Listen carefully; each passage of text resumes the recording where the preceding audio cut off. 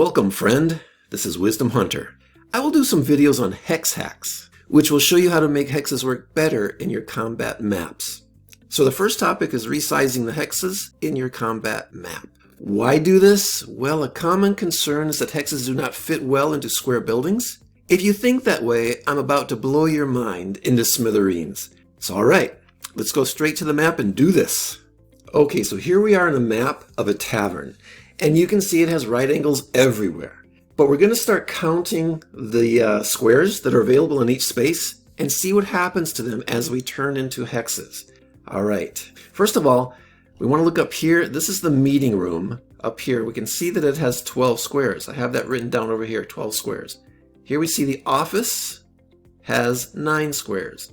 And here we can see the kitchen has 15 squares. Okay, so that's 5 feet per square. Now we're going to go to 5-foot hexes and see what happens. Okay, I've just switched the map over to hexes, and now let's count the hexes in the areas. In the meeting room, you're going to see 11 hexes. I'm not going to count these half hexes. I'm just going to count these full hexes that you can see. So we've lost one place to move, but we can still see that you can move pretty well around the desk. And here in the office, we used to have 9 squares. Now we have 8 full hexes, so we lost one space to move. And in the kitchen, we have 15 hexes, if you count the full hexes in there. So we haven't lost any places to move. But you might be thinking, okay, it seems a little confined. Okay, so what we're going to do now is we're going to resize these hexes down to 4 feet. Still use them as 5-foot movements, but resize them down to a little smaller. And it's because a lot of professional RPGers say that smaller hexes is actually better. Many say that D&D made a big mistake in the very beginning when they went with 5-foot squares. They say they should have gone with 4-foot squares or 3-foot squares. So we're going to be working on that to lower these hexes down to a more professional style of play and see what happens to the number of hexes. All right, so now I'm going to change the map into 4-foot hexes. So I click on the map and you're going to see a little button over here that says right now the map is 100 feet wide, right? So to get 4-foot hexes, I'm going to multiply 100 by 1.25, which brings it up to 125. So I'm going to open this up until the map says 125. Now let me resize the map so you can see it better, and I'll be right back. Okay, so what I've just done is actually make the map bigger, which makes the hexes smaller. So now basically these hexes are representing 4 feet wide, but you can still use them as 5-foot movements because you want to keep the number of hexes that you move equal to like a 5-foot system. So let's count up the squares. We'll find out here in the meeting room that we now have 18 hexes when we started out with 12 squares. So we've got a lot more places to move around the desk. Many more people can sit down, stand behind them. We got room for more people to go in there and sit. And this is a more professional way to look at, using combat maps. And then we go to the office. We started out with 9 squares, but now we have 14 full hexes that you can move around in. So there's a lot more space and movement. So you've taken that confined area and you say, okay, the squares were actually limiting that space. Then when you put in smaller hexes, it really opens it up.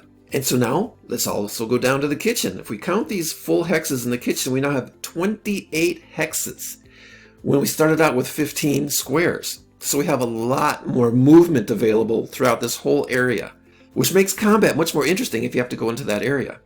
Okay, now what I'm going to do is actually multiply this map out by 1.5 times to take it out to 150 feet wide, and that'll make the squares go down to about a meter. So for the international folk watching this, that's how you take 5-foot maps and convert them into meters. You just take your map and multiply it out by 1.5 and you get approximately a meter per hex.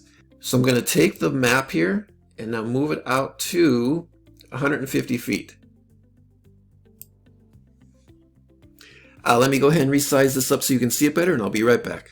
Okay, so now we're looking at a map where the hexes are actually a meter wide. So now let's count up the hexes. We find it in the meeting room. We now have 27 hexes that you can move to. We started out with only 12 squares that were possible, but now we have 27 hexes. And in the office, we started out with 9 squares, but now we have 20 hexes possible that we can move to in that whole area right there. It makes for a lot of movement, and if you have to have combat in that room, now you can have some fun. And if you go down to the kitchen, we start out with 15 squares, but now if you count up the full hexes in that area, you'll come out to 36 hexes. So you can see that squares actually limit how you use the space in these maps. Once you move to hexes, it quickly begins to open up. We have a lot more movement. You can now see in front of you 4 different options. You can use squares, the 5-foot squares, or you can use 5-foot hexes, which basically gives you the same amount of space and positions that you can move to. You could even go to 4-foot hexes if you like that. You could even go all the way down to 1 meter if you want a lot of hexes to move to on the map.